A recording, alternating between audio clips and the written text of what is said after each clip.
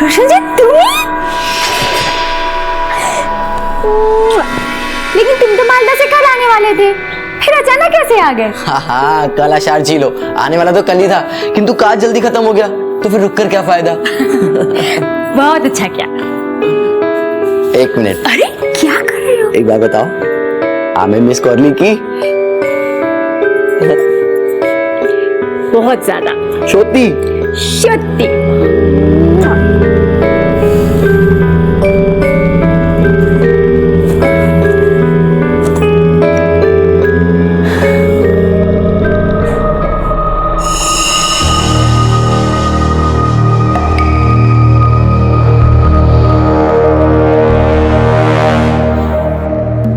अरे क्यों हलो, ऐसे क्यों बैठी हो? क्या है ये? अरे ये तुम्हारे ही बाल है मिष्टी। ये बाल घुंघराले हैं, अब मेरे बाल सीधे हैं।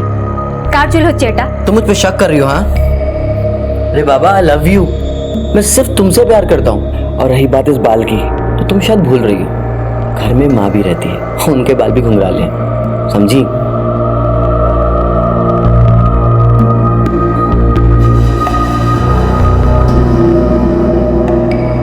माँ।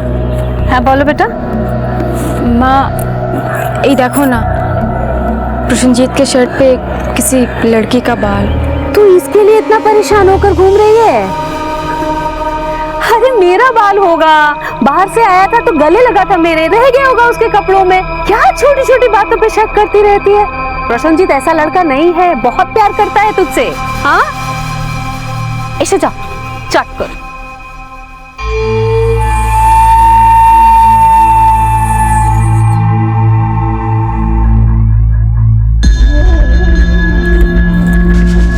क्या हुआ प्रशंजीत? भूल गई क्या पंडित जी ने क्या कहा था? ओह सॉरी, भूल गई थी कि हम एक साल तक कुछ नहीं कर सकते।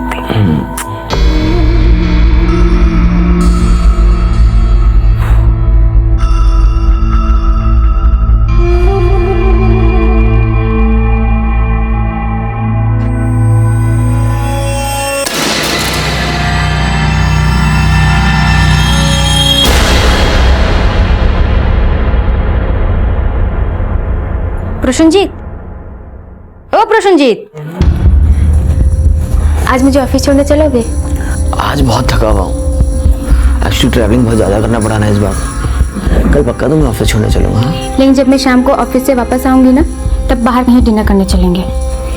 पक्का चलेंगे। Love you.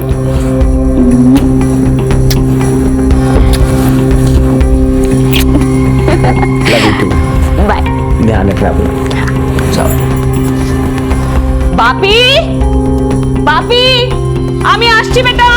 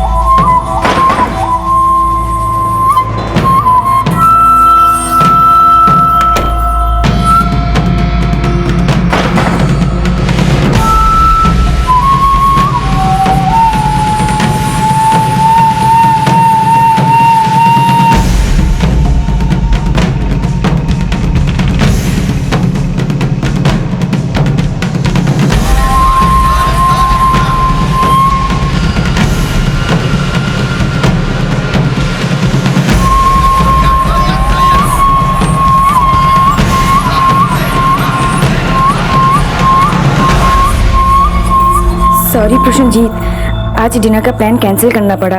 वो क्या है ना, ऑफिस में बहुत काम था इसलिए लेट हो गई मैं। कोई बात नहीं मिस्टी, फिर कभी चल लेंगे।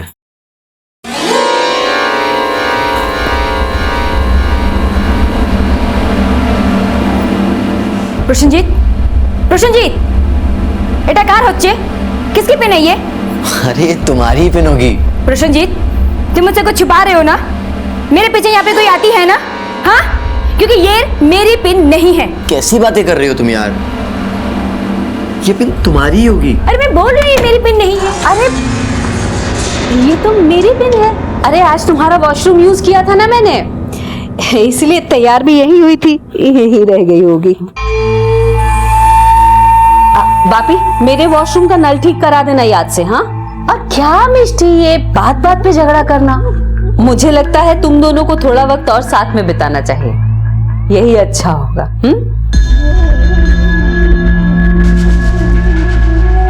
मिष्टी, बापी जरा संभल गया, एक गलती सारा खेल बिगाड़ सकती है।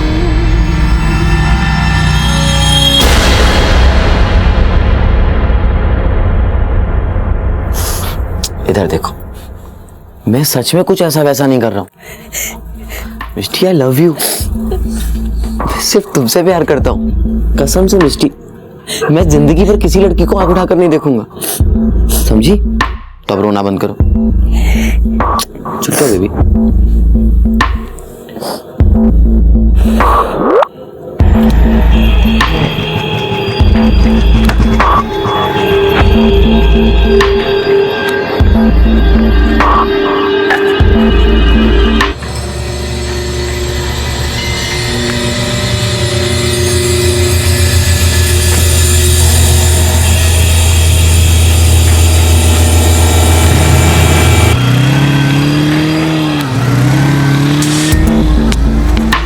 दादा, वही बाइक के पीछे चलो।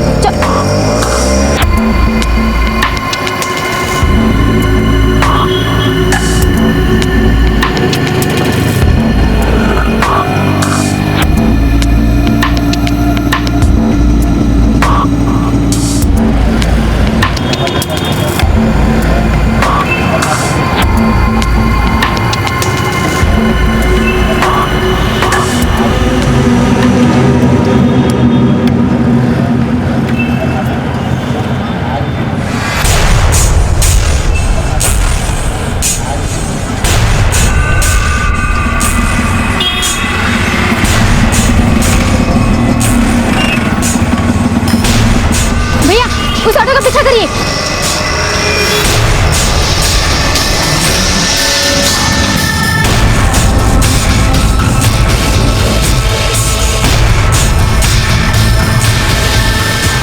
दादा थामो, बस ये रुको।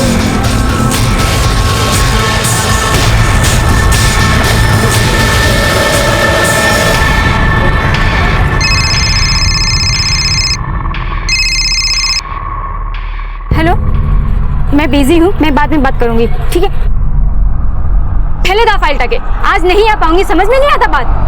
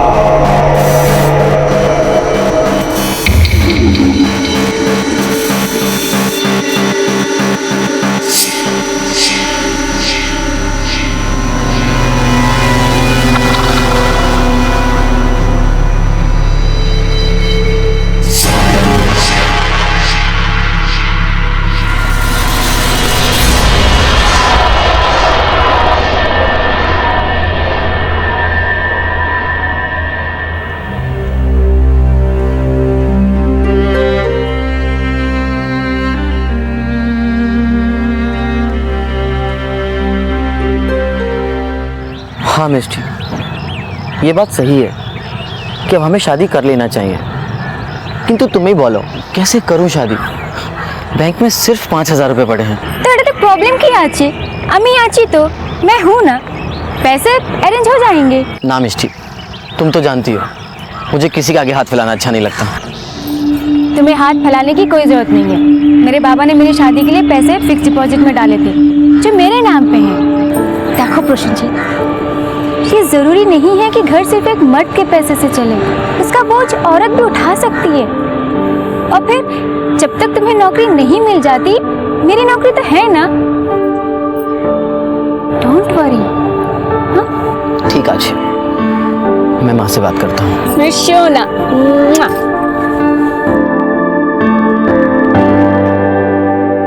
मैं उस लड़के से मिल चुका हूं। सुमा, कौन सा इंटरव्यू देने वाला था वो? सेल्समैन का। पूरी जिंदगी सिर्फ टारगेट अचीव करते हुए निकल जाएगी। पूरी जिंदगी कैसे निकलेगी वो नहीं पता, लेकिन अगर निकलेगी तो सिर्फ प्रसन्नजीत के साथ, उन लोग कारो साथ है ना। तुम अपना मनमानी करना चाहती हो तो निकल जाओ यहां से, लेकिन याद रखना, जिस दिन तुम इस घर से एक कदम भी बाहर निकालोगी, उस दिन से यहां तुम्हारे लिए एक फूटी कौड़ी भी नहीं मिलेगी। बस यही फर्क है आप में और प्रसन्नजीत में। आपका रिश्ता शर्त पे टिका है, लेकिन उसका प्यार पे, भालोबाशा पे।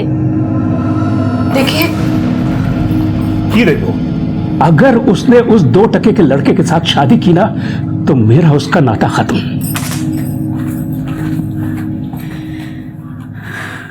हेलो मिष्टी। কি হলো? কথা হয়েছে কি? बात हुई क्या? तुम्हें पता है, माँ ने तो हाँ बोल दी है।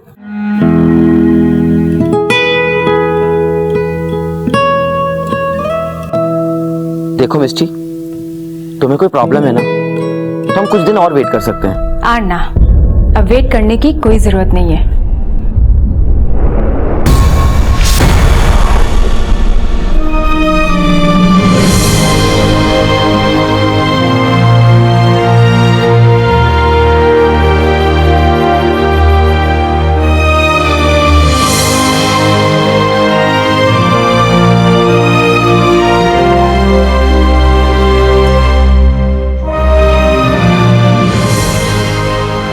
क्या मिष्टी, ऐसा भी क्या जरूरी काम आ गया जो अचानक से जा रही हो? अरे बाबा, तुम तो जानते हो ना ऑफिस के काम कैसे होते हैं। बस मैं 1-2 दिन में आ जाऊंगी। इनफैक्ट मैं एक ही दिन में आ जाऊंगी। चलो बाबू, वहां पहुंचते मुझे फोन कर रहा, ठीक है? बिल्कुल। और अपना ख्याल रखना। और तुम भी अपना ख्याल रखना। चल ध्यान से जाओ।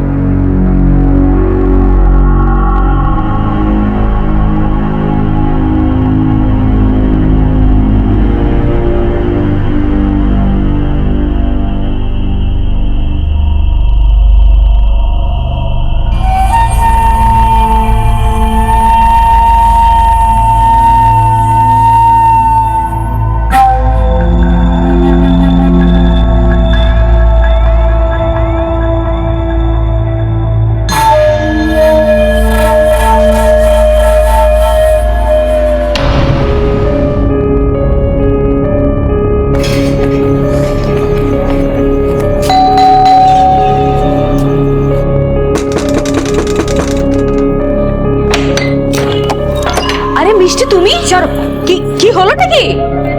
মিষ্টি, प्रसन्नजीत, दरवाजा खोलो। दरवाजा खोलो प्रसन्नजीत।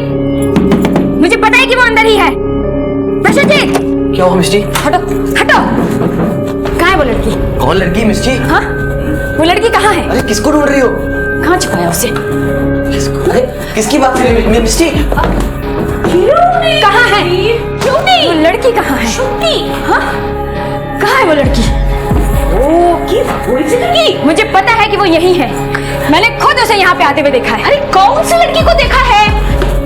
अरे क्यों नहीं? मैंने खुद उसे अपनी आंखों से इस घर में आते हुए देखा है। कहाँ है? हाँ, कहाँ है वो क्या हुआ लड़की? मिष्टी? भगा दिया ना उसे। किस लड़की की बात कर रही हो तुम? और तुम तो बाहर गई थी ना? मैंने तुमसे झूठ बोला था कि मैं बाहर जा रही हूँ ताकि मैं तुम्हें रंगे हाथों पकड़ सकूं। मैंने उस लड़की को खुद इस घर में आते हुए देखा है। अरे क्या बेकार में शक करती रहती हो भाभी के ऊपर? मैं कह रही हूँ ना, कोई लड़की नहीं है यहाँ पे। माँ, आप चुप रहिए, क्योंकि आप भी इसके साथ मिली हुई हैं। और मैंने खुद आपको उस लड़के के साथ मॉल से बाहर निकलते हुए देखा है। एक लिमिट होती है हर चीज की।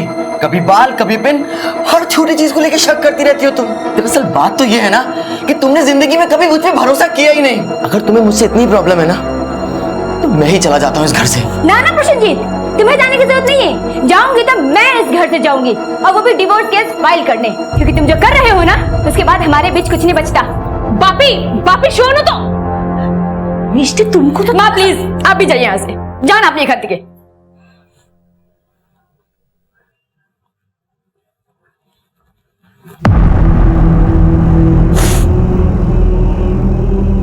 उम्र की एक दहलीज पर पहुंचने के बाद हर इंसान अपने लिए एक साथी तलाशने लगता है, लेकिन कई बार जब यह तलाश लंबी होती जाती है तो अपने लिए सही और गलत साथी को पहचानने की नजर भी धुंधली पड़ जाती है। मिष्टी के साथ भी कुछ ऐसा ही हुआ।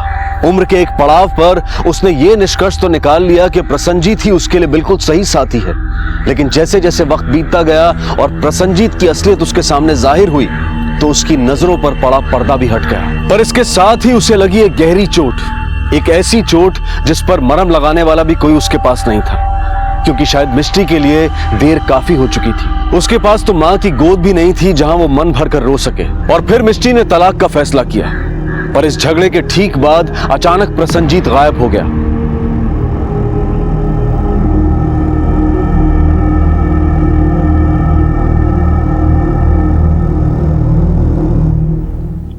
सर, ये मिसेस अर्पिता रॉय है, इन्हें एक मिसिंग कंप्लेन लिखवानी है। बैठिए प्लीज।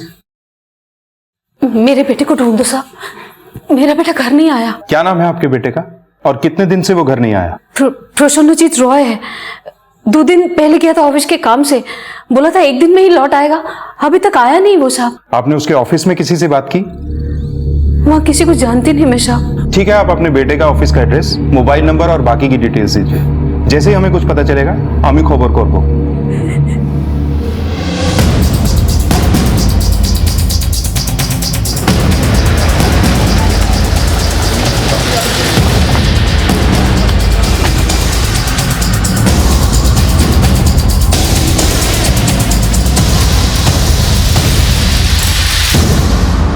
जी सर, 15 फेब को प्रसन्नजीत रानीगंज के लिए निकला था। उसका एक ही दिन का काम था वहाँ। वो हमारे कंपनी का मार्केटिंग एग्जीक्यूटिव है, इसलिए हमेशा ट्रेवल करता रहता है। क्या ऐसा पहले भी कभी हुआ है कि वो कहीं गया हो और उसे आने में देर हो गई? नहीं सर, वैसे तो हमारे कंपनी में वो नया है, पर जब से हमारे कंपनी में काम कर रहा है ऐसा कभी नहीं हुआ उसके साथ। लेकिन हाँ सर, रानीगंज में जिस क्लाइंट से वो मीटिंग करने गया था उस क्लाइंट से वो मिला ही नहीं। उस क्लाइंट का हमें कॉल है।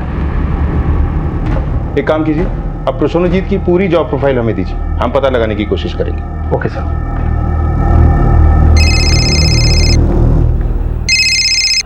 हाँ बोलो। क्या? ठीक है, हम अभी आते हैं। सर, सोनारपुर से कॉल था, वहां एक औरत की लाश मिली है। चलते हैं।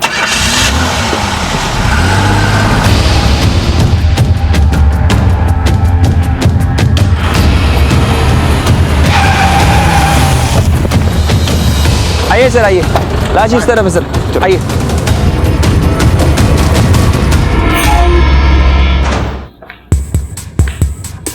सर, जिस लड़की की लाश हमें मिली है उसकी पोस्टमार्टम रिपोर्ट आ गई है। उसकी एज तकरीबन 29 साल है और उसकी बॉडी पे जो निशान पाए गए हैं वो चाकू से स्टैब किए गए हैं। कोई फिजिकल असॉल्ट? नहीं सर, कोई फिजिकल असॉल्ट नहीं है। इस लड़की की मौत हुए कितना वक्त हुआ होगा?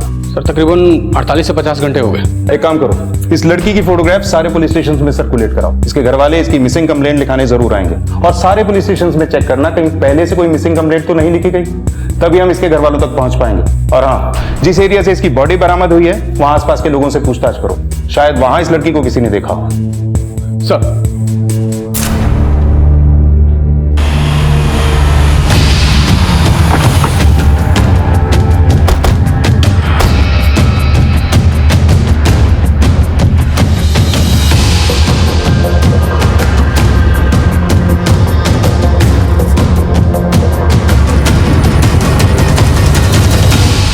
सर, लड़की का नाम मौसमी दास है। तकरीबन 10 साल पहले दुर्गापुर पुलिस स्टेशन में इस लड़की के खिलाफ एक कंप्लेन लिखाई गई थी। और सर, इंटरेस्टिंग बात यह है कि इस लड़की के खिलाफ कंप्लेन उसी के पिता कौशिक दास ने लिखाई थी। मामला चोरी का था।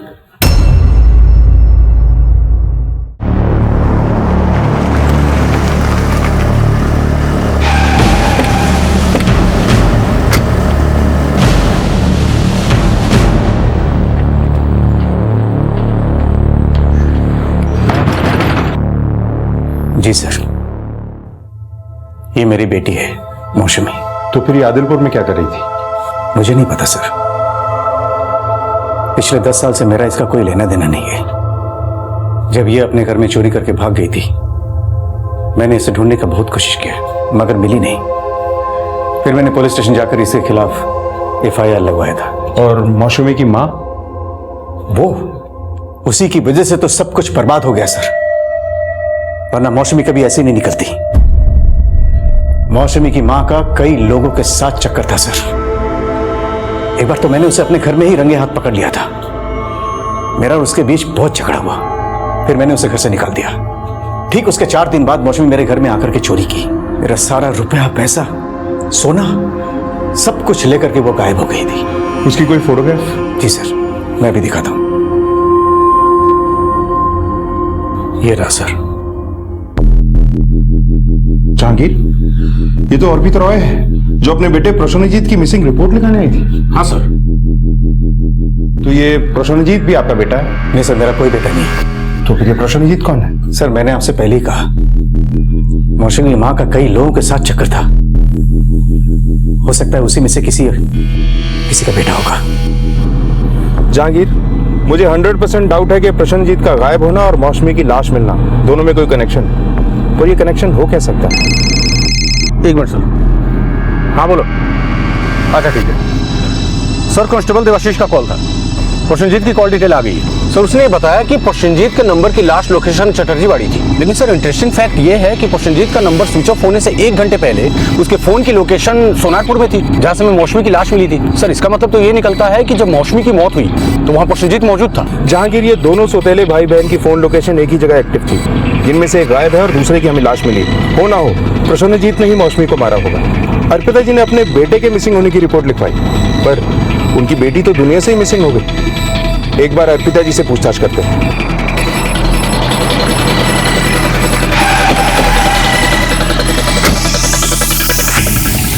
कौशिक के साथ मेरा अक्सर ही झगड़ा होता था साहब। एक दिन गुस्से में आकर उसने मुझे घर से बाहर निकाल दिया। तब से मौसमी का कुछ नहीं पता कि वो कहाँ है। पिछले 10 साल में आपने एक बार भी ये जानने की कोशिश नहीं की कि आपकी बेटी कहाँ है, किस हाल में है? शुरू में कोशिश किया था, लेकिन मुझे पता चला कि वो घर से भाग गई है। उसके बाद नहीं पता कि वो कहाँ गई। और जब उसने खुद से कभी मुझसे मिलने की, मुझे फोन करने की कोशिश नहीं की। और ये प्रसन्नजीत किसका बेटा है?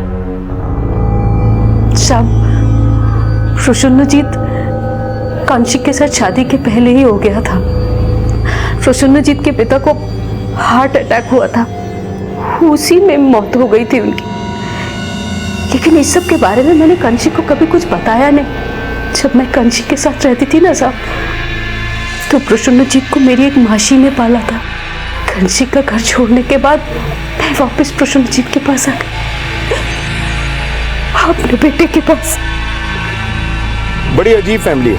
10 साल में ना तो बेटी ने माँ बाप से बात की और ना ही माँ बाप ने बेटी तक पहुंचने की जद्दोजहद की। एक काम करो, दोनों के फोन सर्विलेंस पे डाल दो और इनके पड़ोसियों से भी पूछताछ करो। सर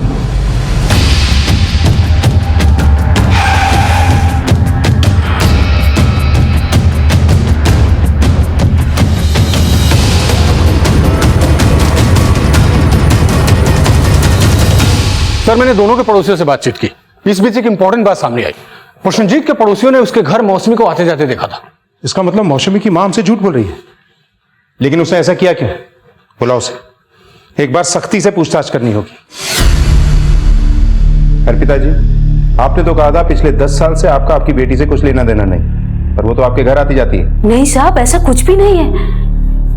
मुझे तो पता भी नहीं है कि वो मेरे घर आती जाती थी। वो आपके घर आती जाती थी और आपको पता ही नहीं है? शुद्धि साहब, मेरी बात पर विश्वास कीजिए आप। साहब, हो सकता है ये सब कुछ कौशिक का किया हुआ हो। कौशिक का? हाँ साहब, हो सकता है उसे मेरी शादी के पहले के संबंध के बारे में पता चल गया हो, उससे हुए मेरे बेटे के बारे में पता चल गया हो। उसको ऐसा लगता हो कि मौसमी उसकी बेटी नहीं है। वैसे भी मेरी खुशियों से हमेशा जलता था वो साहब। मुझे फंसाने के लिए ये सब कुछ किया उसने साहब। मौसमी को पहला फुसलाकर उसने अपनी तरफ कर लिया और उसके साथ मिलकर ये जाल बुना साहब। मिस्टी कहाँ है? ऑफिस में गई है सर एक मिनट। सर कौशिक की कॉल डिटेल से हमें यह पता लगा है कि उसका नंबर उस रोज उसी लोकेशन पे एक्टिव था जहां से हमें मौसमी की लाश मिली थी। और सर वहीं पर प्रसन्नजीत का नंबर भी एक्टिव था।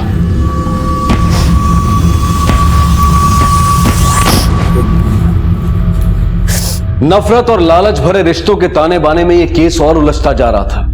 पुलिस के शक की सुई मौसमी के माता पिता पर थी और तभी पुलिस को मौसमी के पिता कनिष्क के कॉल रिकॉर्ड्स मिले।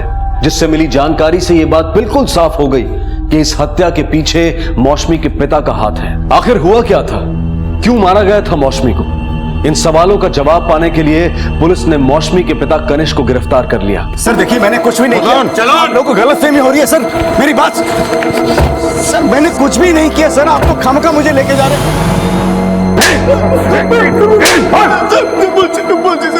सर, मुझे मौसमी का फोन आया था, इसलिए मैं वहां गया था।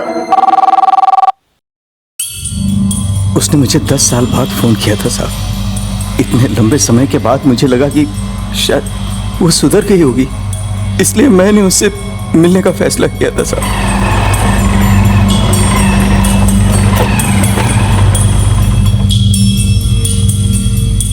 यही तो बुलाई थी। मौसमी, मौसमी, मौसमी, मौसमी,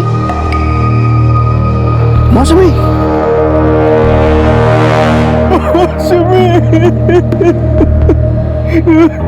मैं बहुत डर गया था सर। मुझे लगा कि सब यही बोलेंगे कि मैंने मौसमी को मार दिया है। लोगों के पास एक बोलने के लिए वजह भी तो हो जाती है ना, कि मैं क्यों 10 साल बाद यूं अचानक उससे मिलने गया। और एक एक और कहानी। ऐसी कहानी हम कई बार सुन चुके हैं। तुझे तो वो तब से नापसंद थी ना, जब से उसने तेरा घर लूटा था। ऊपर से तुझे ये लगता था कि मौसमी तेरी बेटी है ही नहीं, इसीलिए तूने उसे मार डाला ना। तू ही मेरा छना। सर, मैंने किसी को नहीं मारा सर। अगर मेरे दिल में उसके खिलाफ कुछ था भी, तो मैं 10 साल बाद उसे क्यों मारूंगा साहब? और फोन उसे नहीं किया था साहब। जब मौसमी ने तुझे फोन किया तो कितने बजे किया था? रात को करीब 10 सवा 10 हो रहे होंगे। सर, उस रात 10:13 पे कंशिक के नंबर पे एक लैंडलाइन नंबर से कॉल आया था। जहांगीर, क्या ऐसा हो सकता है कि यह खून इसने किया ही ना हो? ये कोई और ही है जो इस सब में उसे फंसाना चाहता है। उसी ने कंशिक को फोन करके वहां बुलाया होगा। वैसे भी मौसमी का खून तो दिन में हो चुका था और इसे कॉल रात को किया गया। जहांगीर, इस प्रसन्नजीत का मिलना बहुत जरूरी है। बिना उसके मिले ये गुत्थी नहीं सुलझ सकती। जैसे भी, जहां से भी पॉसिबल हो, मुझे ये प्रसन्नजीत चाहिए।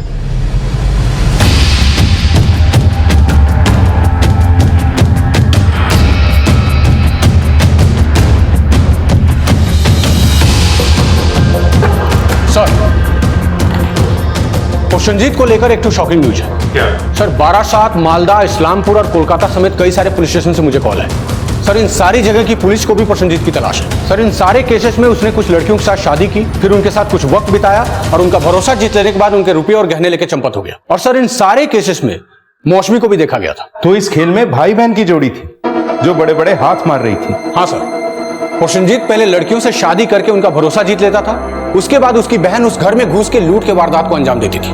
और सर, वारदात के बाद प्रसन्नजीत भी नजर नहीं आता था। इस बार जरूर दोनों में अपने अपने हिस्से को लेकर झड़प हुई होगी। दोनों में से किसी एक को लगा होगा कि उसका हिस्सा ज्यादा होना चाहिए और फिर प्रसन्नजीत ने मौसमी का खेल खत्म कर दिया होगा। सर, एक तो न्यूज और, ये दोनों भाई बहन जहां जहां जाते थे उन सारी जगहों पर इनकी मां को भी देखा गया था। मां? सर, इसका मतलब इनकी मां अर्पिता भी इस सब में इनकी हिस्सेदार थी। हाँ सर।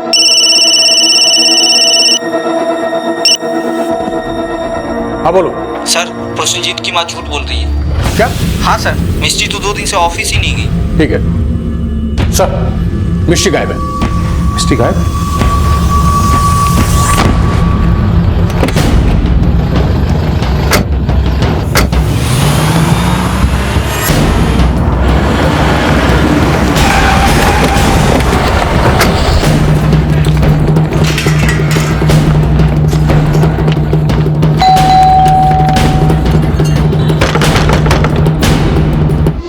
तोड़ दो।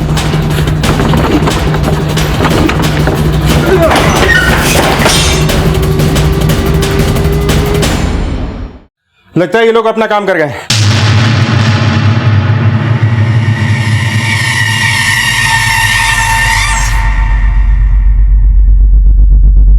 सर, लगता है साथ में रुपये और गहने लेके चंपत हो गए। सर, ऊपर भी सारा सामान बिखरा पड़ा है, घर में कोई नहीं है सर। ये माँ बेटा बहुत ही चालाक है, सारा सामान लेकर यहाँ से गायब हो गए। जहांगीर, पता लगाओ ये घर किसके नाम पर है और इस प्रसन्नजीत ने अब तक जितने लोगों को भी चूना लगाया है सबके बैंक डिटेल इकट्ठा करो, सारे अकाउंट्स को चेक करो। हो सकता है इन सब में कोई ऐसा कॉमन बैंक अकाउंट हो जो हमारे काम का हो। ये मिष्टी कहाँ है? मिष्टी की जान को खतरा है, चलो। आखिर इस केस में पुलिस के सामने एक चौंका देने वाला सच आया। प्रसन्नजीत के साथ मिलकर उसकी सौतेली बहन मौसमी और इन दोनों की मां अर्पिता लोगों को शादी के झांसे में फंसाकर लूटने का काम किया करते थे। क्या इन तीनों की तिकड़ी बिगड़ चुकी थी जिसकी वजह से मौसमी को अपनी जान से हाथ धोना पड़ा? और इनका अगला शिकार शायद मिष्टी थी जिसे प्रसन्नजीत ने अपने प्यार के जाल में फंसाया था। पर आखिर मिष्टी थी कहां? क्या उसके साथ भी कोई अनहोनी होने वाली थी?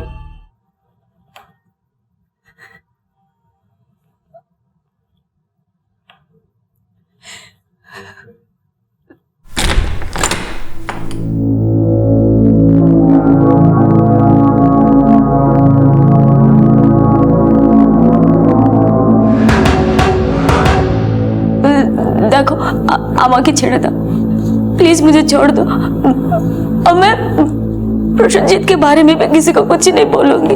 बोलेगी तो तू तब ना जब हम तुझे बोलने देंगे। हाँ? वो तो अच्छा हुआ जो सही समय पर तू हमारे हाथ लग गई, वरना पुलिस तुझे पकड़ लेती और तू पुलिस के आगे सब कुछ पक देती और हमारा सारा खेल खत्म हो जाता। कल सुबह निर्वाण तेरा सारा पैसा बैंक से निकाल लेगा, उधर तेरा पैसा निकलेगा और इधर तेरी जान। सब ठीक?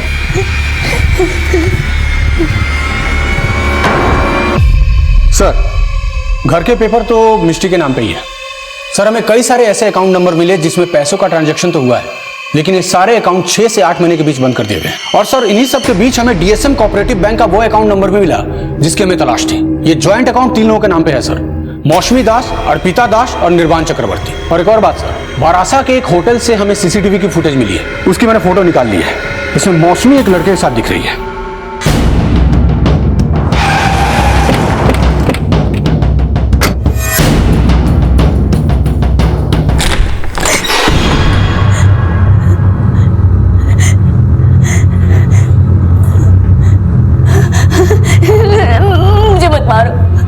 मुझे मत मारो, मैं किसी को कुछ नहीं बोलूंगी।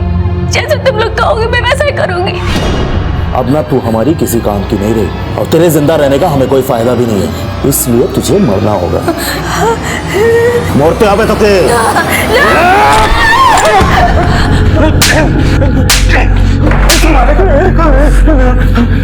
ठीक तो ना? बता दो सब, बता दो।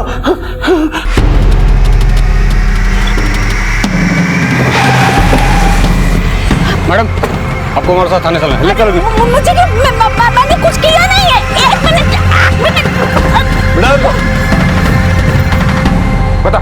बता प्रसन्नजीत कहाँ है? कहाँ छुपाया तुम लोगों ने उसे? सब सत्य बोल जी साहब, मुझे कुछ नहीं मालूम साहब। देख, झूठ मत बोल, तेरे बारे में मैं सब कुछ जानता हूँ।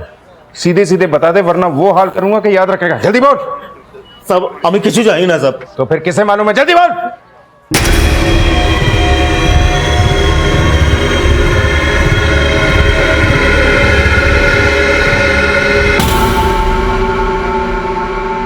सर, उस दिन जब मैं ऑफिस से घर आई और ऊपर के कमरे में गई तो मैंने वहाँ लड़कियों की चीजें देखी, बाल, कपड़े। मुझे लगा कि कोई लड़की है। मुझे बाथरूम से आवाज आई और फिर मैं उस तरफ गई और दरवाजा खोला।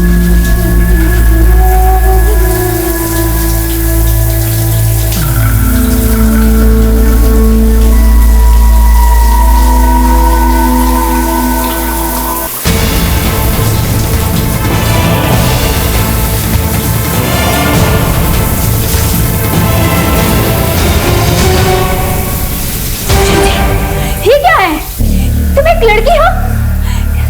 मतलब मैंने एक लड़की से शादी की है?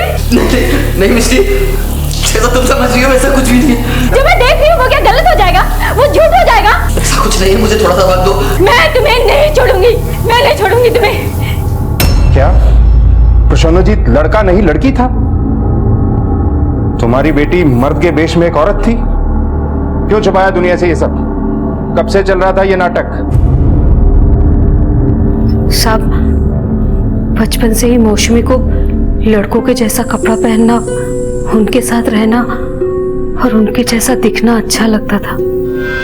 जब वो कपड़े खरीदने भी जाती थी तो लड़कों के कपड़े खरीदने की जिद करती थी।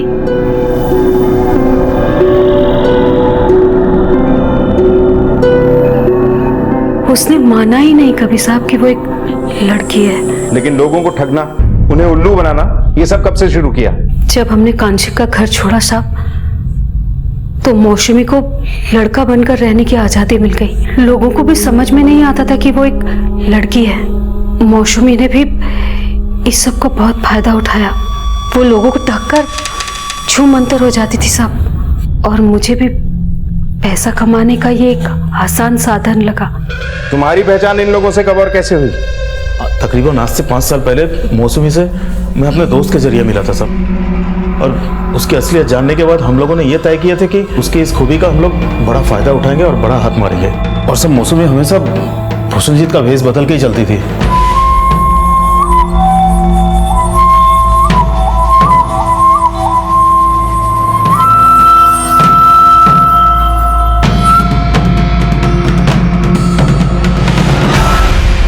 और अमीर घर की लड़कियों को फांस कर शादी कर लेती थी, और हम सब मिलकर उनका सब कुछ लूट लेते थे। लेकिन मौसमी को किसने मारा?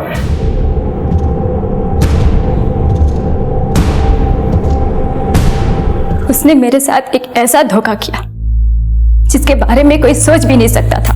मैंने प्रसन्नजीत को इतना प्यार किया, शौक किचु छेड़े, निजे माँ बाप सबको छोड़कर मैं उसके पास आई थी। उसने मेरे साथ इतना बड़ा धोखा किया। इसलिए साहब मार दिया मैंने उसे। तुम्हारी तो वो लड़की थी, तो तुमने उसकी हत्या की बात क्यों छुपाई? क्यों किया तुमने ऐसा? बोल क्यों किया? हाँ, मार डाला तुम्हारे बेटे को। तुम माँ बेटी ने मिलकर मेरे साथ क्या किया? मेरी जिंदगी बर्बाद कर दी, एक लड़की के साथ मेरी शादी करवा दी। इसका नतीजा यही होना चाहिए।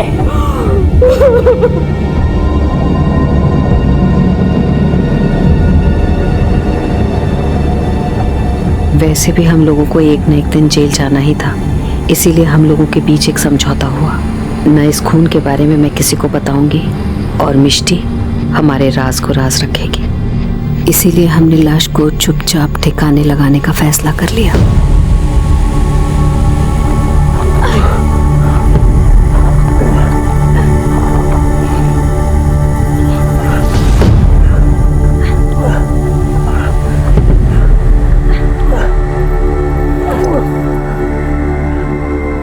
मौसमी की हत्या तो दिन में ही हो गई थी, फिर रात को कंशिक को फोन किसने किया? मैंने किया था,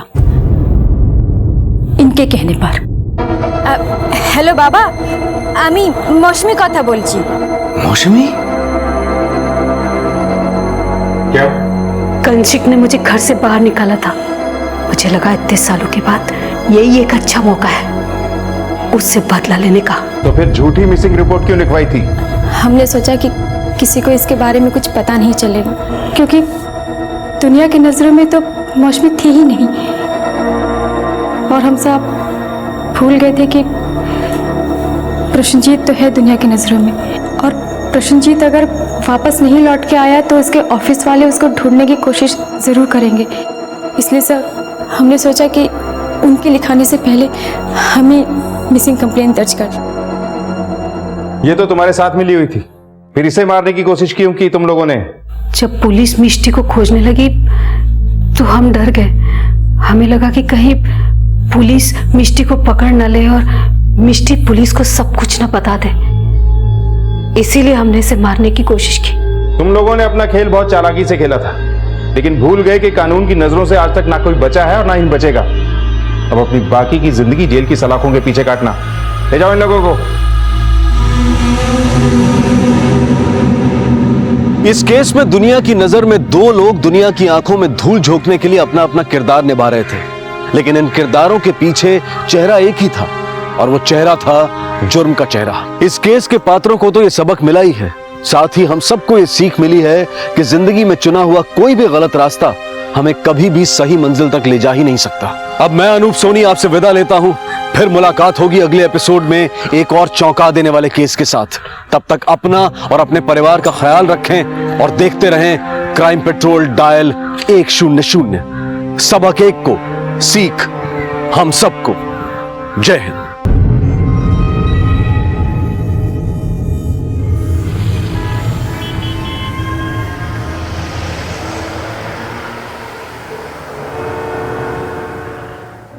शहरों में अधिकतर लोग अपने परिवार खानदान से दूर ही होते हैं और इस हालत में पड़ोसियों से नजदीकियां बढ़ती हैं। जान पहचान दोस्ती और दोस्ती रिश्तेदारी जैसी गाढ़ी लगने लगती है।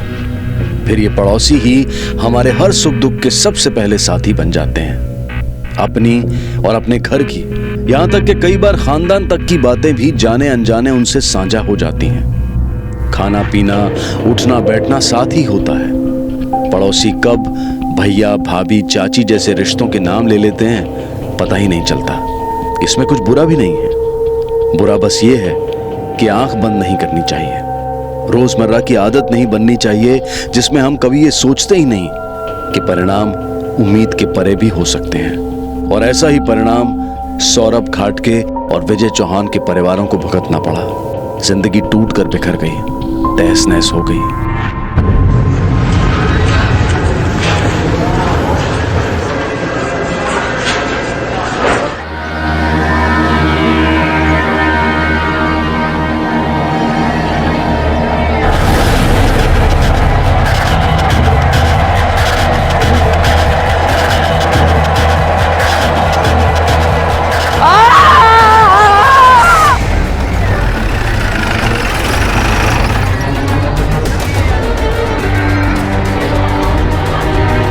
सर लास्ट कुछ 2-3 दिन पुरानी है, लगभग 30 की उम्र का आदमी है।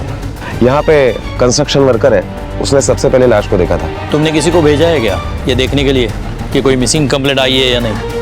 हाँ सर, लाश के पास कुछ भी नहीं मिला, इसलिए मैंने कांस्टेबल लोहार को पहले से ही काम पे लगा दिया है।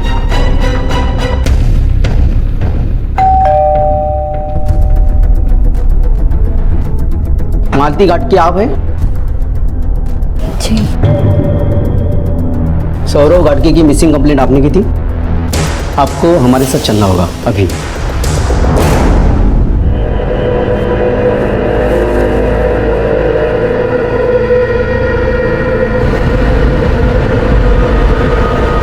सौरभ, सौरभ,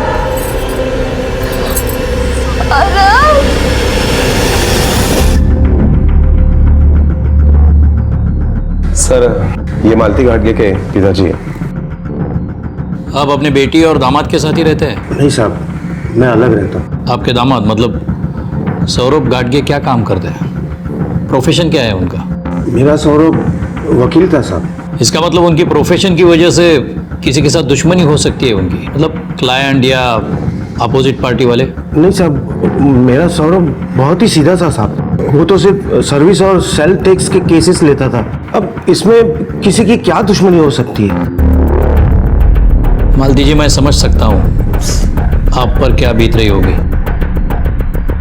अब ये बताइए, सौरभ किस तरह के इंसान थे? अच्छे पति, अच्छे पिता, नेक इंसान थे सर वो। आपने उन्हें आखिरी बार कब देखा? 4 दिन पहले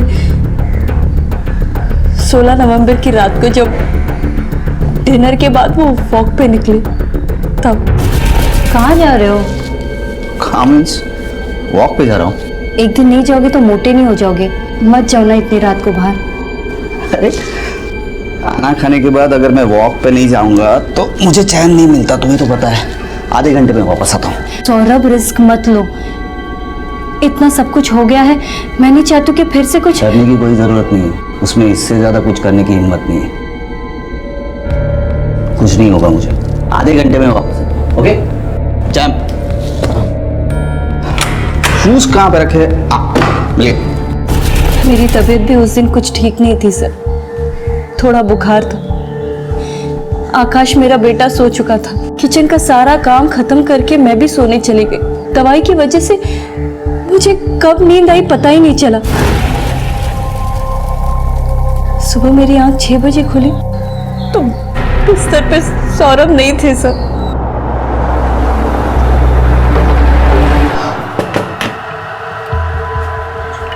सौरभ, सौरभ,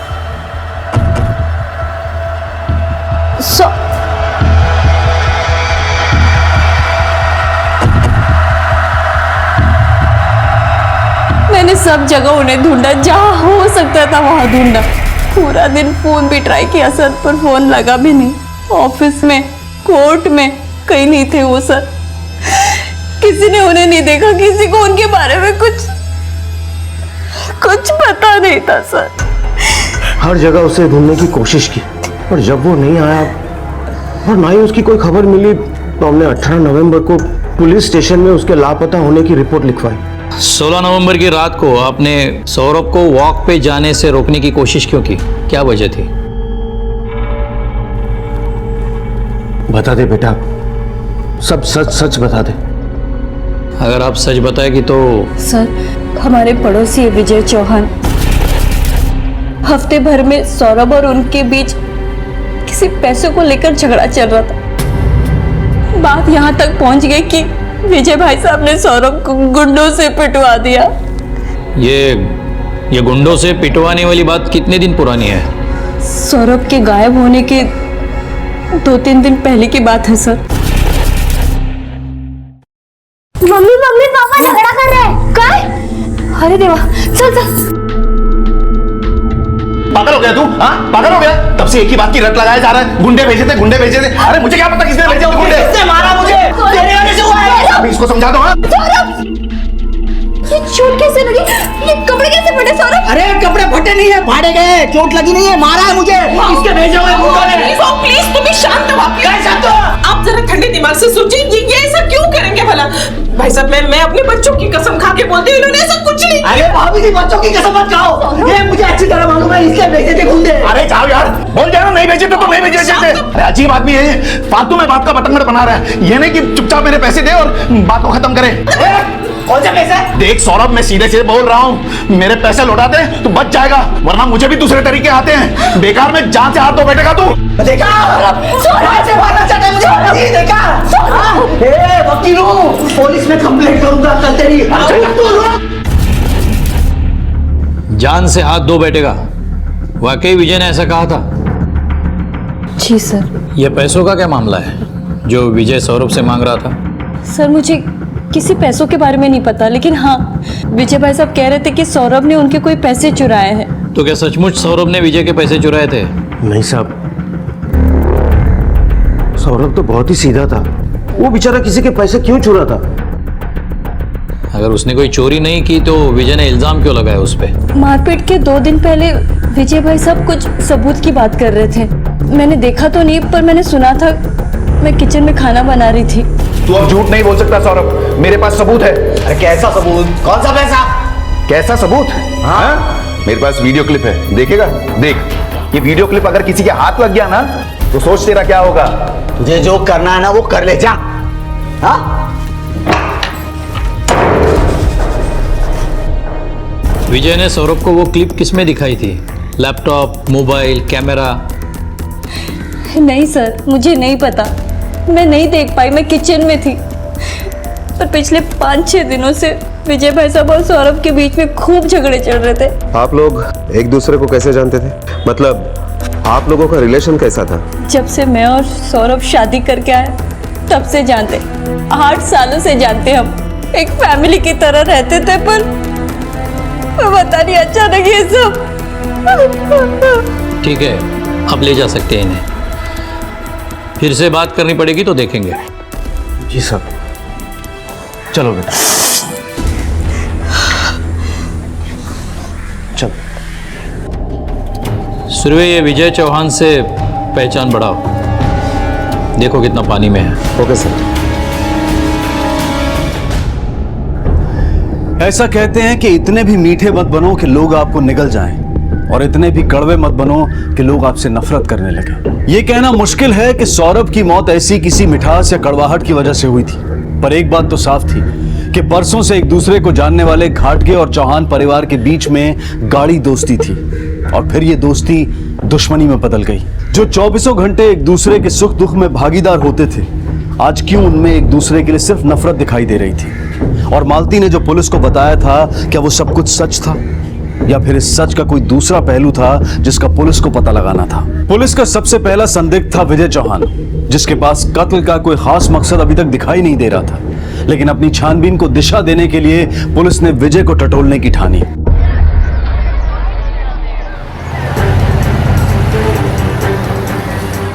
ये विजय चौहान कहाँ रहता है? 10वें माले पे।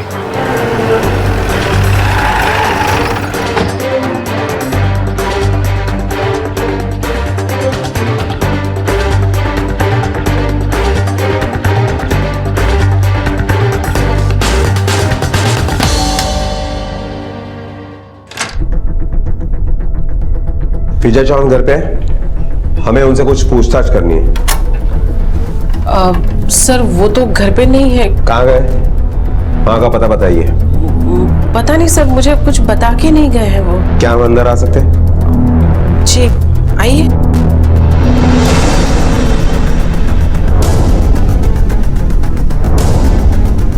मी पानी आणते.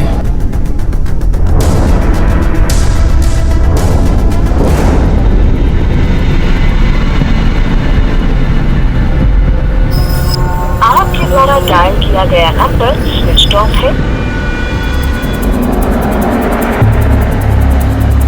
सर पानी.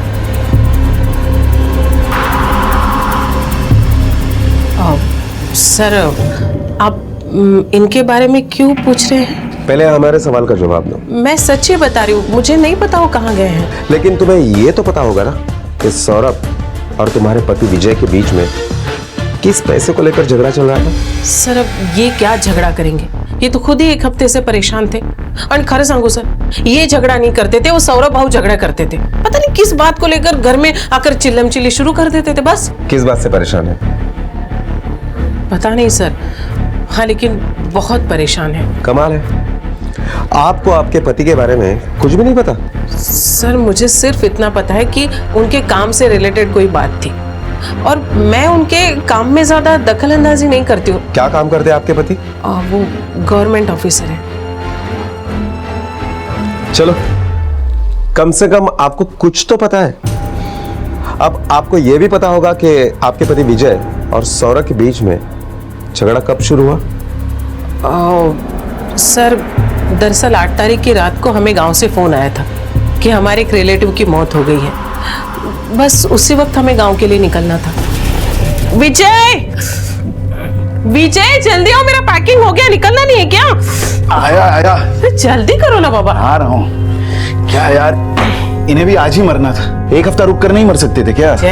मरने वाले के बारे में ऐसी बात नहीं करते. अब तुम ये प्रवचन देना बंद करो. तुम्हें कुछ समझ में आ रहा है क्या? क्या? हम गांव से 12 तारीख को वापस आने वाले और तुम्हारी आई 11 को यहाँ आने वाली है. हाँ तो का क्या मतलब? ठीक है, एक काम करो, तुम अपनी आई से कह देना कि वो 13 तारीख को यहाँ आए. ठीक है? वाह वाह वाह, मतलब 11 का टिकट कैंसिल करके वापस 13 का टिकट करें. तो इतनी जल्दी टिकट कंफर्म ही होगा? नहीं नहीं, इससे ना माँ को बहुत परेशानी होगी. आप एक काम करो, ये हमारे घर की चाबी सौरभ भाऊ को दे दो और उनको बोलना कि 11 तारीख को हेमा को बोल के घर की सफाई करे और ये चाबी माँ को दे दे. बस प्रॉब्लम सॉल्व. लो, मुझे नहीं लगता हमें चाबी लो और जाओ. ठीक है, मैं चाबी देकर आता हूं. आप लोग जब 12 को वापस आए उसके बाद क्या हुआ? सर ये तो नहीं पता कि क्या हुआ. हाँ लेकिन जब से हम गांव से लौटे हैं ना, पता नहीं ये किसी बात को लेकर ना बहुत परेशान रहते हैं सर. जी जी जी सर, जी. नहीं नहीं सर, ऐसा कुछ भी नहीं है sir. I am very sorry. मैं मानता हूं कि गलती हो गई. ठीक है सर, मैं कुछ करता हूं. जी. काय झालं? कोई प्रॉब्लम है क्या? किससे बात कर रहे थे? क्या हुआ? कहीं नहीं सर. सुनो.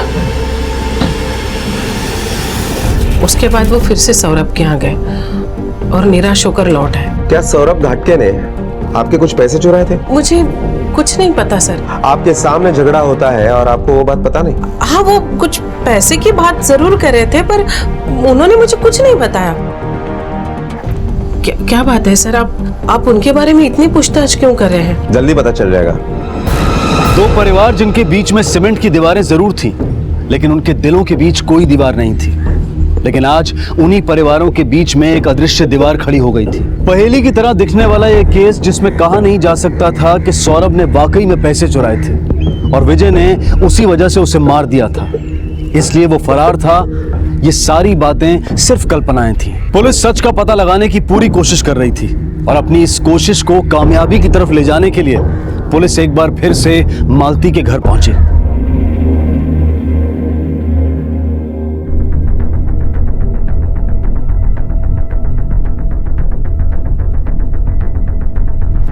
सौरभ ने आपको ये नहीं बताया कि विजय ने गुंडे क्यों भेजे थे? बताया था। सौरभ बोल रहे थे कि चोरी के पैसे वापस लेने के लिए और डराने के लिए। पर सर, सौरभ चोरी क्यों करेंगे और कैसे करेंगे? ये सब झूठ है सर, सब झूठ है। विजय की पत्नी ने हमें बताया कि जब वो गांव गए थे तब उनके घर की चाबी आपके यहाँ छोड़कर गए थे। चाबी हम एक दूसरे के घर पे रखते थे, पर उस दिन रखी थी या नहीं मुझे पता नहीं। शायद मैं उस दिन घर पर नहीं थी। अगर चाबी रखी होती ना तो सौरभ मुझे जरूर बताते।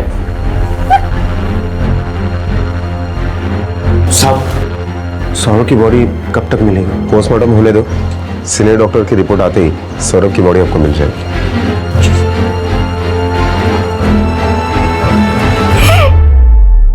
सर, जिसके ऊपर चोरी का इल्जाम था वो मर चुका है और जिसने वो इल्जाम लगाया था वो गायब है। ये कहानी हमें उन दोनों के बीवियों से पता चली है। पता नहीं कौन सच बोल रहा है और कौन झूठ। और पूरा सच कोई भी नहीं बता रहा हो। सर, अगर सौरभ ने चोरी की थी तो विजय ने आकर पुलिस स्टेशन में कंप्लेंट करनी चाहिए थी। बाद में सौरभ की लाश मिलती है और विजय गायब हो जाता है। मुझे तो लगता है कि विजय ने ही सौरभ को मारा है और पुलिस उस तक पहुंचे उसके पहले ही वो फरार हो गया। सवाल यह है कि दोनों के बीवियों को पैसे के बारे में कैसे नहीं पता, क्योंकि दोनों कह रही थी कि उन्होंने सिर्फ सुना था। सर, ये विजय की बीवी, उसे जरूर कुछ ना कुछ तो पता है और वो हमसे छुपा रही है। सिर्वे, ये सिर्फ पैसों की बात नहीं है, दोनों की बीवियां झूठ बोल रही है। तूने सिविल में कांस्टेबल को रखा है ना विजय के घर पे नजर रखने के लिए? यस सर, अगर विजय आता है तो हमसे बचकर नहीं जा पाएगा। और सौरभ के ऑफिस में उसके कलीग से पूछताछ करो, कुछ ना कुछ हाथ लगेगा। साहब बहुत अच्छे और मेहनती इंसान थे सर। किसी के साथ झगड़ा, किसी क्लाइंट के साथ? नहीं साहब, किसी के साथ कोई झगड़ा नहीं था।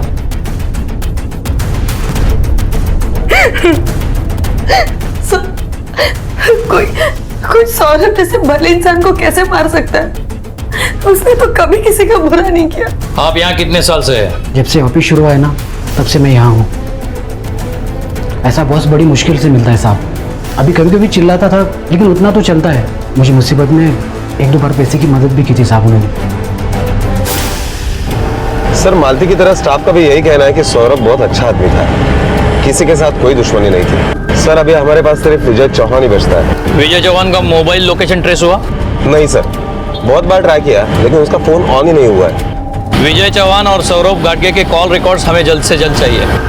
ये मालती ने किसी वीडियो क्लिप का जिक्र किया था जो विजय चौहान ने सबूत के तौर पे सौरभ गाडगे को दिखाया था। विजय चौहान के घर की तलाशी लो, कोना कोना छान मारो, वो वीडियो क्लिप वही मिलेगी हमें। Okay sir.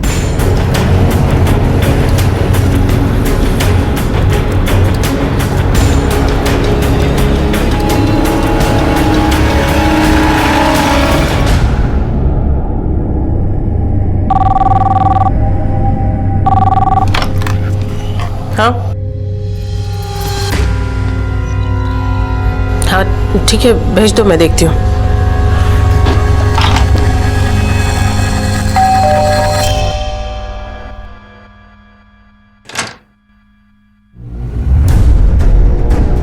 जी मिसेस चौहान, हमें आपके घर की तलाशी लेनी है। सॉरी सर, वो घर पे नहीं है। आप उनके आने के बाद आइए ना। देखिए मैडम, मुझे भी माफ कीजिए लेकिन हमें अभी तलाशी लेनी है। अरे आप ऐसे कैसे डायरेक्ट घुसकर तलाशी ले सकते हैं? मैंने कहा ना वो घर पे नहीं है। देखिए मैडम, हमारे पास भी सर्च वारंट है और अगर आपने बीच में आने की कोशिश की तो हमें आपको भी अरेस्ट करना पड़ेगा, समझे?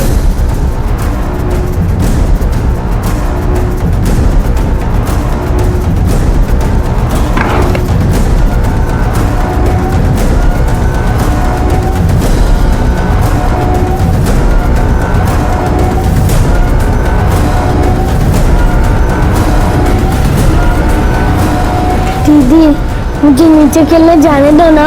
चुपचाप खड़े रहो। सारे बच्चे नीचे खेल रहे हैं, मुझे भी जाने दो ना। मिसेस चौहान, फिलहाल तो हम ये लैपटॉप लेकर जा रहे हैं। तावड़े, उनकी साइन लो रजिस्टर पे।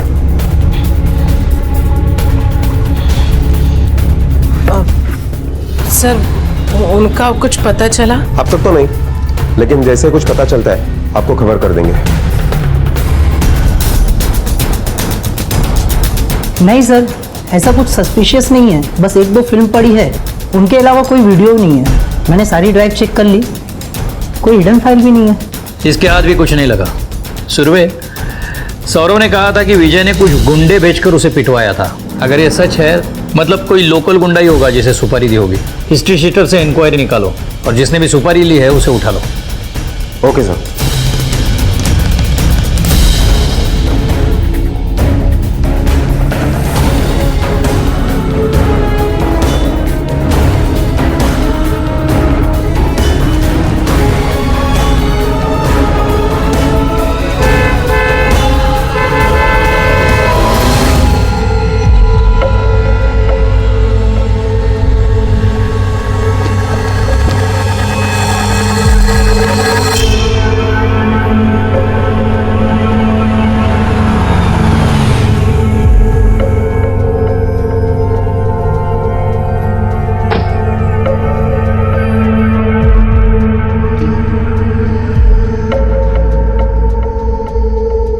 विजय चौहान,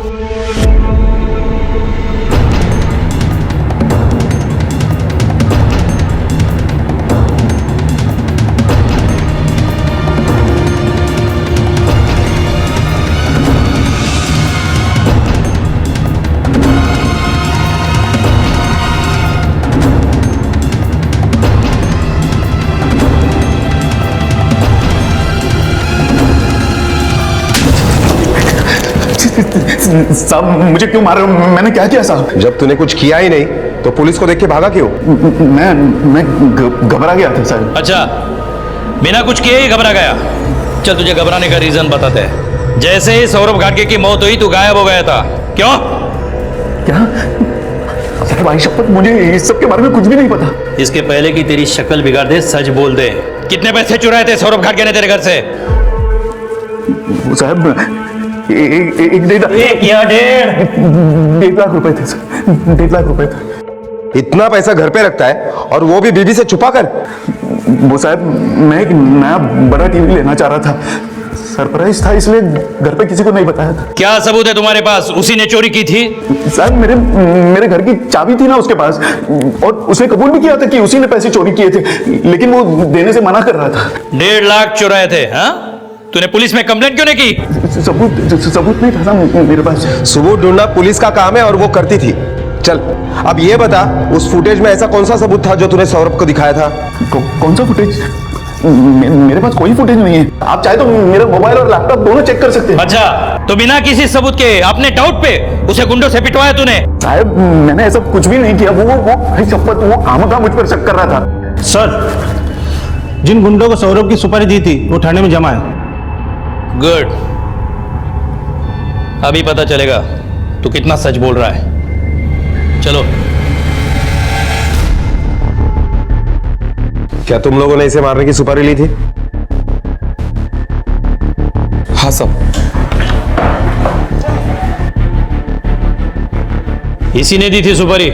हाँ साहब, यही था। आओ साहब, मैंने सिर्फ मरम्मत करने के लिए कहा था, जान से मारने के लिए नहीं। हाँ तो मैं भी वहां पे मरम्मत करने के लिए गया था। 5,000 में थोड़ी ना ठोकूंगा उसको। तावड़े ले जाओ इन दोनों, इसको भी ले जाओ। आओ साहब, ऐका ना माझं। ओ साहेब, साहेब।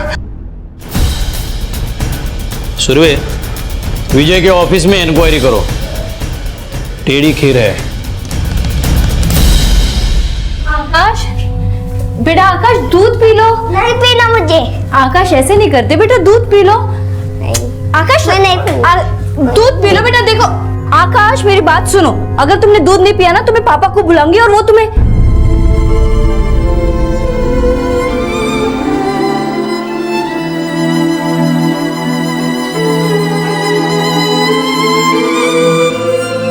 मम्मी पापा आ रहे हैं। बोलो ना मम्मी, कितने देर में आ रहे हैं पापा? आजोबा देखो ना, मम्मी कुछ बोल नहीं रही है, सिर्फ रो रही है। बेटा आप मेरे पास आ।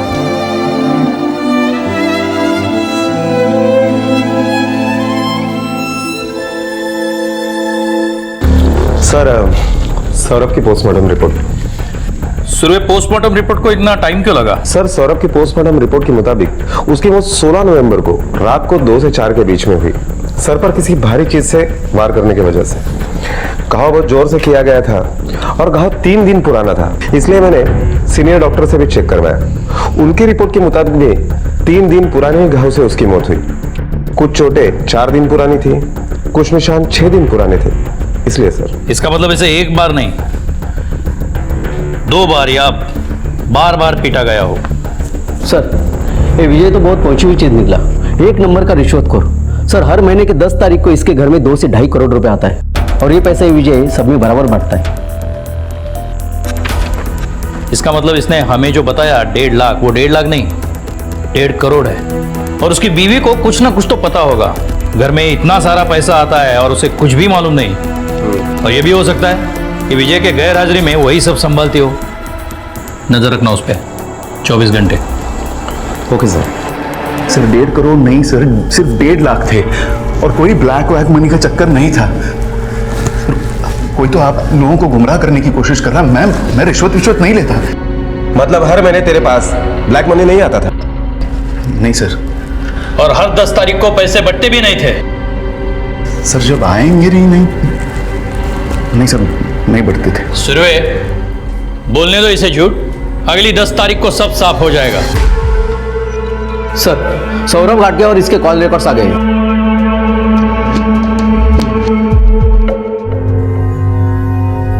जी जी सर, अभी कुछ ना कुछ तो करना पड़ेगा ना। नहीं मुझे नहीं पता, कुछ भी नहीं पता एक्चुअली उस बारे में। वही तो मैं कह रही हूँ ना सर। हाँ मम्मी ये पेंसिल से ड्राइंग नहीं हो रही है। हाँ ठीक है, दूसरी दो ना।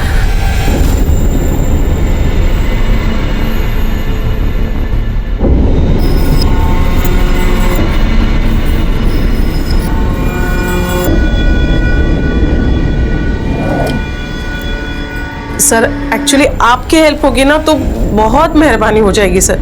हाँ thank you sir, thank you. चलो बेटा रखो इसे, रखो, छोड़ो। चलो चलो तैयार होना है, हमें बाहर जाना है ना बेटा। आज शाबाश।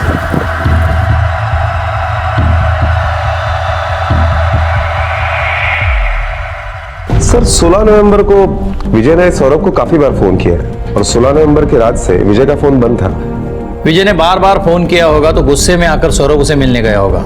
सौरभ ने पैसे देने से इनकार किया तो विजय ने उसे मार डाला होगा।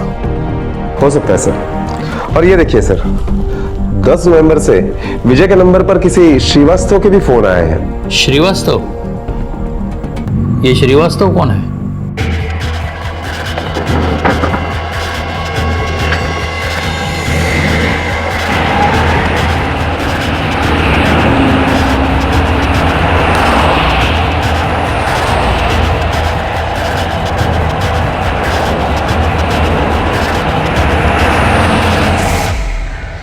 सोलह नवंबर की रात को तुम कहां थे? मैं उस दिन घर पर ही था। घर पर ही था तो फोन क्यों बंद था? मैंने फोन नहीं देखा होगा इसलिए चार्ज भी नहीं किया होगा। ओ, तो रात को 10 बजे से लेकर सुबह 5 बजे तक तुम्हारा अपने फोन के ऊपर ध्यान ही नहीं गया, क्यों? सर काफी पुरानी और गैर जरूरी बात है। अब मैं ठीक से नहीं बता सकता कि मेरा फोन क्यों बंद था। हर गैर जरूरी बात को ध्यान लगाकर याद करो, वरना हमें याद कराना भी आता है, समझे?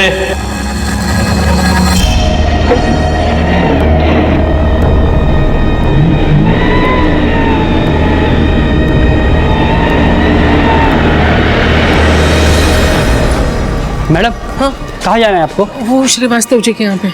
जी 1 मिनट आप इधर आइए।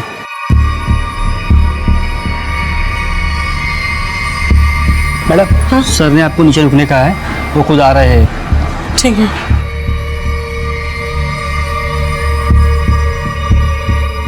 सर क्या है? सर मुझे आपसे आओ इधर आओ और बताओ, यही बताओ, जल्दी बताओ।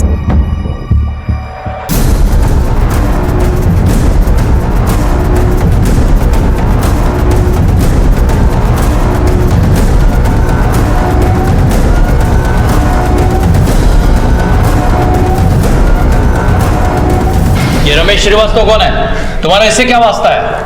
वो मेरे सीनियर हैं ऑफिस में। अच्छा, सीनियर है तो दिन रात उससे बात करेगा? इतने क्या कॉल पे बात होती थी?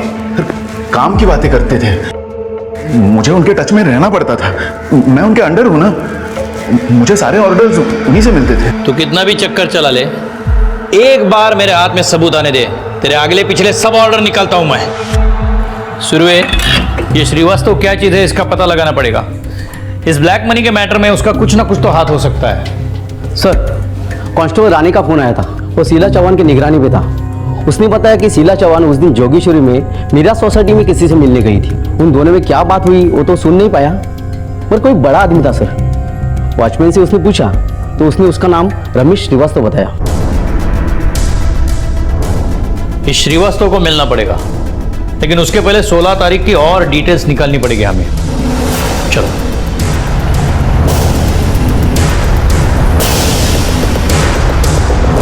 हाँ साहब, खटके साहब हर रोज खाना खाने के बाद टहलने जाया करते थे, उस दिन भी गए थे। अच्छा एक बात बताओ, ये घाटगे साहब और मैडम, इन दोनों के बीच में रिश्ता कैसे था? मतलब कभी कुछ देखा हो या सुना हो?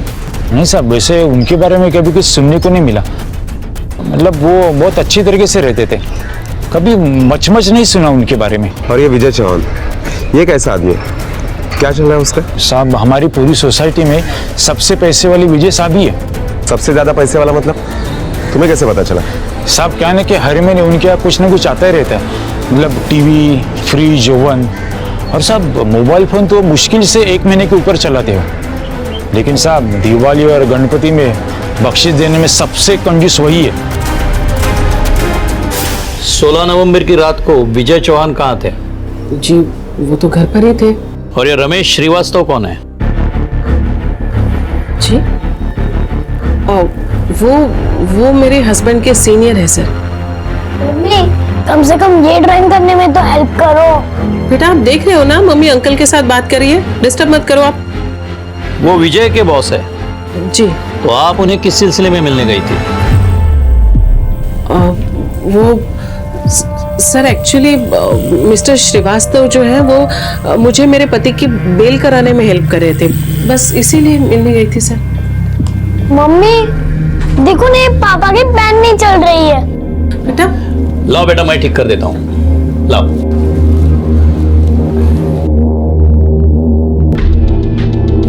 बेटा अंदर जाओ, दूसरा पेन लो, ठीक है? अभी मम्मी को डिस्टर्ब मत करो, जाओ। सॉरी सर, वो बच्चे। मिसेस चौहान, और कुछ है जो आपको लगता है हमें बताना चाहिए? सर मुझे जो कुछ भी पता था मैंने सब आपको बता दिया। ठीक है, थैंक यू।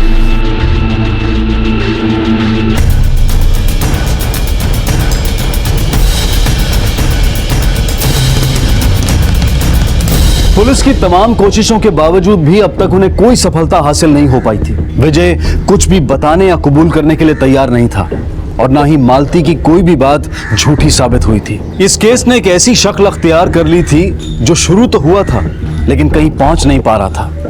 पूरी कोशिशों के बावजूद भी पुलिस खाली हाथ थी। अब शायद वो फुटेज ही आखिरी उम्मीद थी जो विजय ने सौरभ को दिखाई थी, लेकिन वो थी कहां, किसके पास थी? पुलिस वहां तक पहुंच नहीं पा रही थी, या फिर वो फुटेज आसपास होकर भी पुलिस की नजरों से दूर थी। और तभी अचानक पुलिस के हाथ कुछ ऐसा लगा जो इस केस का रुख पलट सकता था। जब मैं विजय चौहान के घर पर पूछताछ करने के लिए गया था तो वहां पर एक बाइक काम के लिए आई थी। मेरे को हेमा भेजी है काम के वास्ते, वो गिर गई है, वो उसको चोट लगी है, तो महीना लगेगा उसको ठीक होने में। और वही बाइक सौरभ घाटगे के घर पर भी आई थी। साहब वो मेरे को हेमा भेजी थी उसके बदले में काम करने के लिए। उसका कहना है कि उसकी पुरानी बाई ने उसे काम के लिए भेजा है। इसका मतलब है कि वही बाई दोनों के घर पर काम कर रही है। इसका मतलब उसे कुछ ना कुछ तो पता होगा, और 11 तारीख को वो सफाई करने भी गई होगी।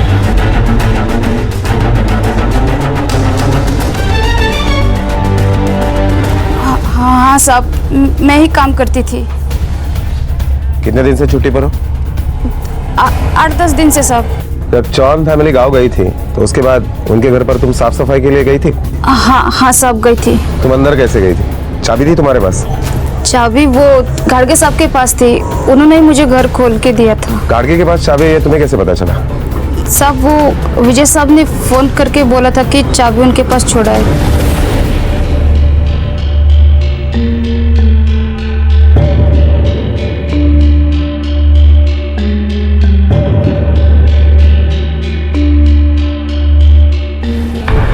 फिर क्या हुआ?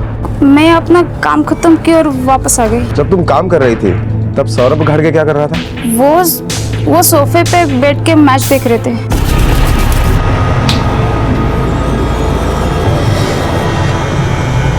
उसके बाद क्या हुआ? उसके बाद कुछ नहीं साहब, मेरा काम खत्म हुआ और उसके बाद उन्होंने घर लॉक कर दिया और हम वहाँ से चले गए। अंश बेटा, मम्मी बाहर जाके आ रही है। हाँ, आप घर पे रहोगे ना? डरोगे तो नहीं? नहीं। पक्का? अभी दीदी भी आई जाएगी घर पे। ठीक है, अपना ख्याल रखना। बाय बाय बेटा, टेक केयर। आखिरकार मिस्टर श्रीवास्तव ने आपकी बेल कराई दी। काफी हेल्पफुल है मिस्टर श्रीवास्तव। सर वो सीनियर है मेरे, इतनी मदद तो कर ही सकते हैं। सर मैं अब भी यही कहूंगा कि सौरभ को मैंने नहीं मारा। सर जो भी होगा वो कोर्ट में देखेंगे। चले, थैंक यू सर।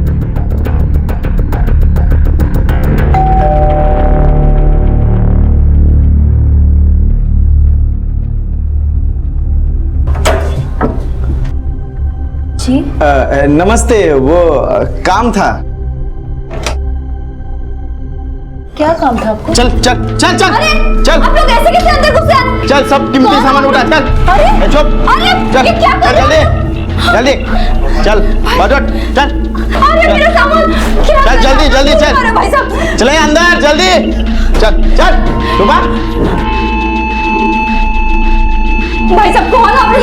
अरे क्यों मारा भाई साहब? ए चुप, चल चल जल्दी चल। भाई साहब चले चल। भाई साहब क्या कर रहे हैं आप लोग? ए चुप चल। कौन थे ये लोग? किसने भेजे थे? कहां से आए थे? क्या ये कोई साजिश थी सौरभ और उसके परिवार के खिलाफ? विजय जैसे ही बेल पर बाहर आता है, सौरभ के घर में गुंडे घुसकर घर खाली करवाना चाहते हैं। क्या ये सब वाकई विजय करवा रहा था? और अगर हाँ तो वो ऐसा क्यों कर रहा था? या फिर वो सिर्फ एक मोहरा था और चाल कोई और चल रहा था? इन सभी सवालों के जवाब आपको मिलेंगे कल रात 10:30 बजे इस केस के दूसरे और आखिरी भाग में। अब मैं अनूप सोनी आपसे विदा लेता हूं, फिर मुलाकात होगी। तब तक अपना और अपने परिवार का ख्याल रखें और देखते रहें क्राइम पेट्रोल डायल 100। सबक एक को सीख हम सबको। जय। इस तरह के और भी एपिसोड देखने के लिए हमारे चैनल को सब्सक्राइब करें और बेल आइकन दबाना ना भूलें।